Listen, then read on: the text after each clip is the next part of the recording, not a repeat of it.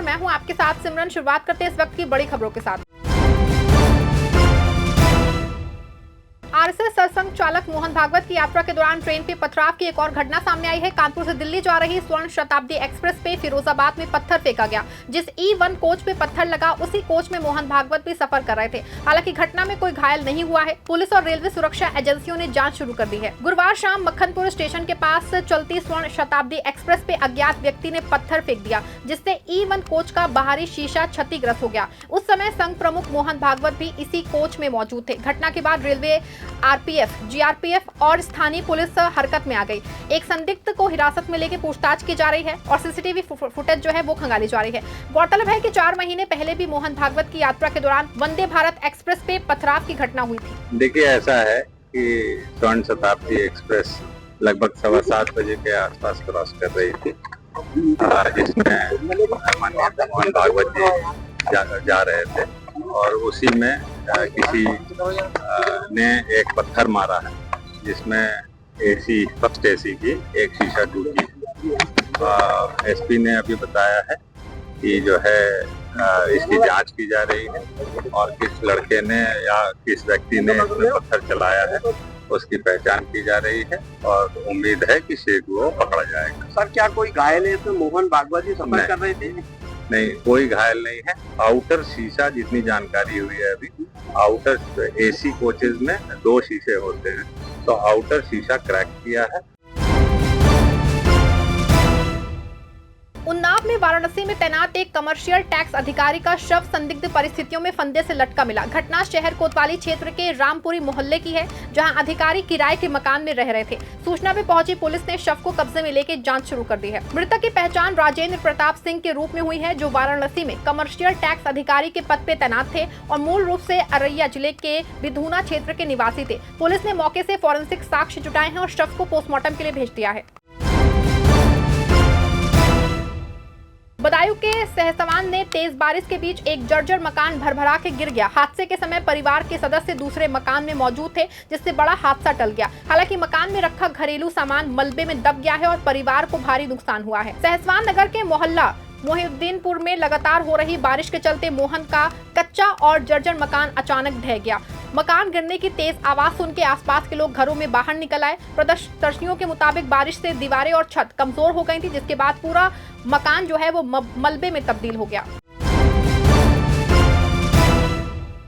Samajwadi party के राष्ट्रीय अध्यक्ष अखिलेश यादव की बेटी अदिति यादव को लेकर सोशल मीडिया पे कथित अभद्र टिप्पणी और एडिटेड फोटो पोस्ट करने के मामले में कानपुर में एफआईआर दर्ज की गई है। साइबर क्राइम थाने में 3 लोगों के खिलाफ मुकदमा दर्ज करके जांच शुरू कर दी गई है। मामला सोशल मीडिया पे भ्रामक और एडिटेड तस्वीरें साझा करने से जुड़ा है। अधिवक्ता सभा के राष्ट्रीय सचिव प्रवीण यादव की शिकायत पे साइबर क्राइम पुलिस ने कार्रवाई करते हुए 3 आरोपियों के खिलाफ मुकदमा दर्ज किया है। शिकायत में आरोप लगाया गया है कि सोशल मीडिया के जरिए आपत्तिजनक सामग्री प्रसारित करके छवि धूमिल करने का प्रयास किया गया है। पुलिस अब सोशल मीडिया अकाउंट्स और पोस्ट की जांच कर रही है।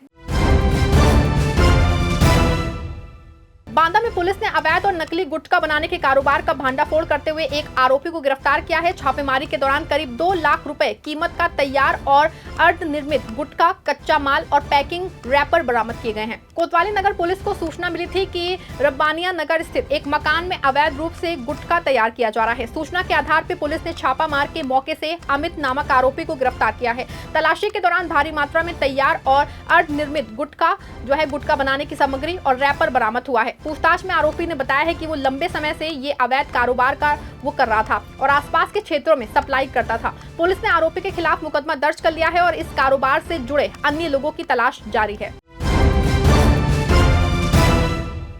वाराणसी के बाबतपुर एयरपोर्ट पे नौकरी दिलाने के नाम पे लाखों रुपए की ठगी का मामला सामने आया है। मिर्जापुर के एक व्यक्ति ने भदोही निवासी युवक पे करीब 2.5 लाख रुपए लेकर के नौकरी ना दिलाने का और रकम वापस मांगने पे धमकी देने का आरोप लगाया है। पीड़ित ने पुलिस अधिकारियों से कार्रवाई की मांग की है। मिर्जापुर के चिलेर थाना क्षेत्र निवासी राम छबीले ने आरोप लगाया है कि भदोही जिले के रहने वाले अंकित गौतम ने बाबतपुर एयरपोर्ट पे नौकरी दिलाने का झांसा देके वर्ष 2025 में उनसे 2,59,101 रुपए लिए थे। पीड़ित का कहना है कि काफी समय बीत जाने के बाद भी ना नौकरी मिली और ना ही कोई ज्वाइनिंग लेटर दिया गया है। आरोप है कि रुपए वापस मांगने पे आरोपी टाल मटोल करने लगा और अब धमकियां भी दे रहा है। पीड़ित ने पुलिस अधीक्षक समेत संबंधित अधिकारियों को शिकायत पत्र देकर कार्रवाई और रकम वापस दिलाने की मांग की है। पुलिस जो है वो मामले की जांच में जुटी है। सीतापुर के बिस्वा स्थित प्राचीन हनुमान मंदिर में तकरीबन 150 वर्ष पुरानी प्रतिमा के खंडित होने से श्रद्धालुओं में आक्रोश फैल गया है। घटना के बाद मंदिर परिसर में भारी भीड़ जुट गई है, जबकि प्रतिमा के रखरखाव को लेकर के मंदिर प्रबंधन और कीर्तन समिति के बीच में विवाद भी सामने आया है। शुक्रवार को बिस्वा नगर के प्राचीन हनुमान मंदिर में स्थापित मिट्टी की ऐतिहासिक प्रतिमा का एक बड़ा हिस्सा अचानक गिर गया। सूचना फैलते ही बड़ी संख्या में श्रद्धालु मंदिर पहुंच गए। श्रद्धालुओं का आरोप है कि प्रतिमा के संरक्षण में लापरवाही बरती गई है, जिसके कारण ये स्थिति पैदा हुई है। मामले की गंभीरता को देखते हुए पुलिस और फॉरेंसिक टीम ने मौके पर पहुंच के जांच शुरू कर दी है। अधिकारियों का कहना है कि सभी पहलुओं की जांच के बाद आगे की कार्रवाई की जाएगी। उन्नाव के बागरमऊ में बाबा मिलन दास हत्याकांड के बाद जनाक्रोश देखने को मिला। सोशल मीडिया पे वायरल हो रहे एक वीडियो में पुलिस की मौजूदगी में एक युवक पे भीड़ हमला करती दिखाई दे रही है। मौके पे मौजूद सीओ ने हस्तक्षेप कर युवक को सुरक्षित बाहर निकाला। मंगलवार को बागरमऊ के घुरे टोला इलाके में बाबा मिलन दास की चाकू मार के हत्या कर दी गई थी। घटना के बाद क्षेत्र में तनाव और आक्रोश का माहौल बना हुआ है। इसी बीच एक वीडियो सामने आया है जिसमें भीड़ एक युवक पे हमला करती नजर आ रही है। वीडियो में सीओ अरविंद चौरसिया भीड़ के बीच में पहुंच के युवक को सुरक्षित निकालते दिखाई दे रहे हैं। सीतापुर के महमूदाबाद सामुदायिक स्वास्थ्य केंद्र से दिन दहाड़े बाइक चोरी का मामला सामने आया है। दवा लेने आए युवक की बाइक अस्पताल परिसर में चोरी हो गई। पूरी घटना सीसीटीवी कैमरे में कैद हो गई है, जिसके आधार पर पुलिस अब आगे की जांच में जुटी है। बताया जा रहा है कि युवक अपनी बाइक खड़ी करके दवा लेने सीएचसी के अंदर पहुंचा था। कुछ देर बाद लौटने पे बाइक मौके से गायब मिली। अस्पताल परिसर में लगे सीसीटीवी कैमरे की जांच करके एक व्यक्ति जो है वो बाइक ले जाते हुए दिखाई भी दिया है। सूचना मिलने पे पुलिस ने फुटेज जो है कब्जे में लेके चोर की तलाशी शुरू कर दी है। लगातार बढ़ रही चोरी की घटनाओं से स्थानीय लोगों में दहशत का माहौल है। पीड़ित ने पुलिस से जल्द कार्रवाई करके बाइक बरामद करने की मांग की है। बांदा में युवाओं को कौशल विकास और रोजगार से जुड़ने की एक पहल जो है वो रंग लाई है। 45 दिवसीय निःशुल्क स्किल ट्रेनिंग कार्यक्रम पूरा करने वाले युवकों को ड्रेस और प्रमाण पत्र वितरित किए गए हैं। संस्थान का दावा है कि प्रशिक्षण के बाद प्रतिभागियों को 100% प्लेसमेंट उपलब्ध कराया जा रहा है। नमो कंप्यूटर एजुकेशन सेंटर और हेल्थ हाई संस्था के संयुक्त कार्यक्रम के तहत प्रशिक्षण प्राप्त करने वाले युवाओं को पैंट, शर्ट, शूज, टाई और कोर्स पूर्णता प्रमाण पत्र प्रदान किए गए हैं। कार्यक्रम में प्रशिक्षुओं के अभिभावक भी मौजूद रहे। इस दौरान कई अभिभावकों ने बताया है कि उनके बच्चे प्रशिक्षण के बाद विभिन्न कंपनियों संस्थाओं में रोजगार प्राप्त कर चुके हैं। संस्था प्रबंधन का कहना है कि उनका उद्देश्य आर्थिक रूप से कमजोर परिवारों के युवाओं को कौशल विकास के माध्यम से आत्मनिर्भर बनाना है और रोजगार के अवसर उपलब्ध कराना है।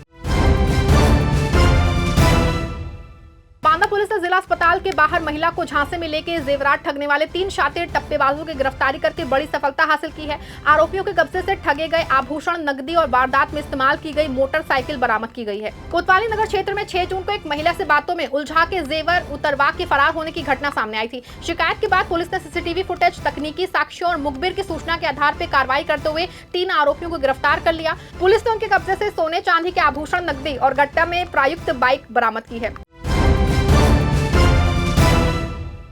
सीतापुर में 12 साल पुराने चर्चित हत्याकांड में जिला एवं सत्र न्यायालय ने 3 दोषियों को आजीवन कारावास की सजा सुनाई है। अदालत ने प्रत्येक दोषी पे 10-10 हजार रुपए का जुर्माना भी लगाया है। मामला इमलिया सुल्तानपुर थाना क्षेत्र में वर्ष 2014 में हुई हत्या से जुड़ा है। 24 जनवरी 2014 को शहादत नगर चौराहे पे पुरानी रंजिश के चलते बबलू की दिन दहाड़े हत्या कर दी गई थी। इस मामले में जिला एवं सत्र न्यायाधीश आशीष जैन की अदालत ने शिव नारायण, मनोहर और चंद्रिका को दोषी करार देते हुए उम्र कैद की सजा सुनाई है। साथ ही प्रत्येक पे 10,000 रुपए का अर्थदंड लगाया है। जुर्माना न भरने की स्थिति में 3 माह का अतिरिक्त कारावास भुगतान होगा। अभियोजन पक्ष की प्रभावी पैरवी, FLS रिपोर्ट और गवाहों की गवाही को न्यायालय ने दोष सिद्धि का अहम आधार माना।